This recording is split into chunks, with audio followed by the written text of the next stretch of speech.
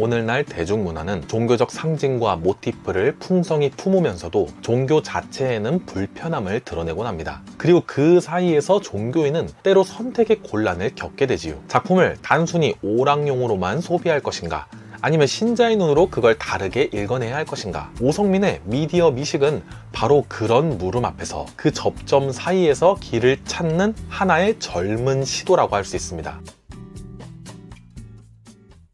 이 책은 영화, 드라마, 웹툰 같은 대중문화 텍스트들을 논하는 기독교 문화 평론 또는 비평서입니다. 주된 특징은 기독교가 문화 콘텐츠를 피하거나 무비판적으로 소비하는 양극단을 벗어나서 금식이 아니라 미식으로 이야기를 대하라는 점에 있습니다. 저자는 유튜브 채널을 운영하며 다년간 쌓은 이야기 읽기의 감각을 바탕으로 기생충, 나의 아저씨, 조커, 나의 해방일지부터 사바악, 콘스탄틴, 반지의 제왕, 원피스까지 다양한 장르의 작품을 다루는데요. 그중 일부에서 표면상 비기독교적이거나 반기독교적으로 보이는 텍스트들 속에서 기독교적 사유의 가능성을 더듬어내고 있습니다. 그러면서 그는 독자가 무엇을 믿는가 보다는 좀 더 무엇에 대해 어떻게 질문할 수 있는가를 중점 과제로 삼게 하면서 작품 자체와 자신의 신앙을 더불어 씨름하게 합니다. 문체는 친절하고 설명은 때로 다듬지 않은 듯 솔직한데요. 그와 같은 투박함이 도리어 저자의 집요함을 드러내는 방식으로 사용됩니다. 때로 중론과 달라도 자신의 생각을 밀고 나가는 근성이 독자를 생각의 장으로 끌어들이는 동력으로 작용합니다. 저는 저자의 약간의 낭만성이랄까, 그것이 소년 만화적인 에너지에서 비롯된 듯 느껴졌는데요. 다만 그 낭만이 이야기와 기독교를 함께 붙들고자 하는 치열함 위에 함께 서 있는 것으로 비추어졌습니다.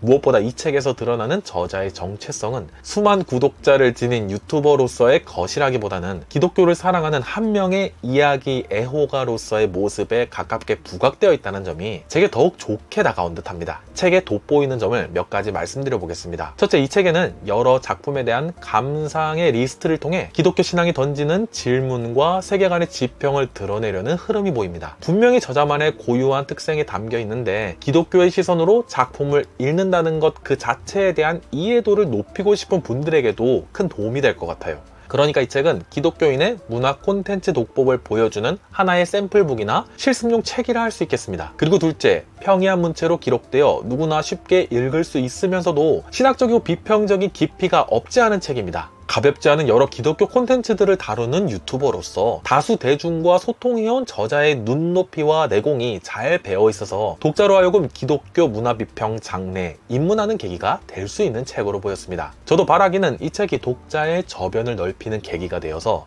앞으로 이 분야 담론 확장에 기여하는 토대가 되기를 바라는 마음입니다. 여기서 약간의 비판적인 피드백을 하나 더 해보자면 간혹 과감한 해석이 눈에 띄기도 했습니다. 어떤 인물을 그리스도나 성령에 빗대어서 표현하고자 하는 시도들에서 제게는 그렇게 다가온 건데요. 이를테면 반지의 제왕의 셈을 성령에 빗대는 부분 같은 경우들입니다. 이런 신학적 연결을 시도하는 부분은 그럼에도 비유적이고 은유적인 차원에서 이해할 여지가 없는 것은 아니고요.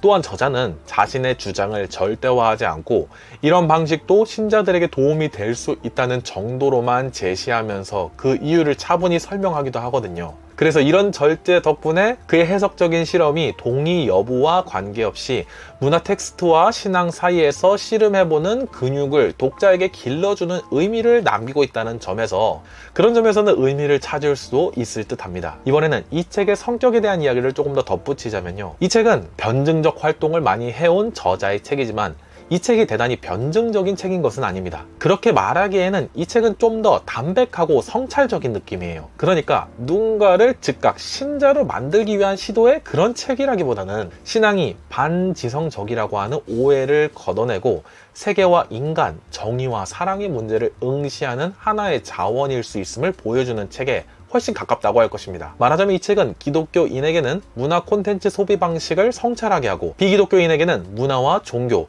특히 기독교 사이의 접점에서 사유할 만한 논거를 이해하도록 도와주는 책으로 다가왔습니다. 저자의 안내를 따라가며 보면 아름다운 이상으로서의 기독교가 어떻게 현실의 이야기를 비춰내는 가능성 있는 서사의 도구일 수 있는지 고민해보게 될 것입니다. 대중문화를 통해 자기 신앙과 이 세계를 동시에 사유하고자 하는 이들에게 상당히 누구나에 권할 만한 기독교 평론집이라는 생각입니다. 네, 그럼 이렇게 해서 오늘은 여기까지.